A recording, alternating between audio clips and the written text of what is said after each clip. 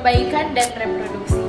Pembelahan sel dibedakan menjadi dua, yaitu pembelahan mitosis dan pembelahan meiosis.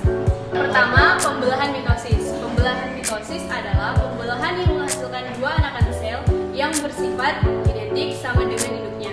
Pembelahan mitosis terjadi pada sel tubuh atau sel simotik dan menghasilkan anakan sel yang jumlah kromosomnya sama dengan induk. Pembelahan mitosis terdiri dari 4 fase. Yang pertama, metafase, yang kedua profase, dan yang ketiga anafase, dan yang keempat telofase.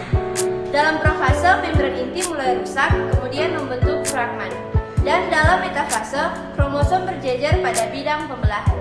Yang ketiga, masuk dalam anafase. Pada akhir anafase kedua, kutub sel memiliki kromosom yang jumlah sama. Yang keempat, telofase. Dalam telofase, membran inti mulai kembali bergabung.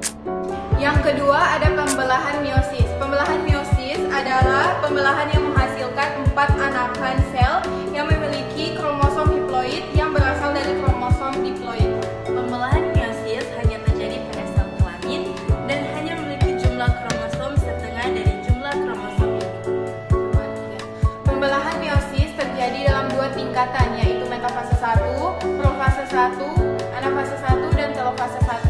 Tingkatan kedua ada profase 2, metafase 2, anafase 2, dan telofase 2. Profase 1, membran inti mulai rusak dan terbentuk gelondong pembelahan. Metafase 1, kromosom berjejer pada bidang pembelahan.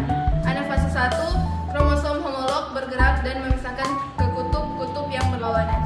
Telofase 1, membran inti mulai terbentuk dan membentuk sel haploid.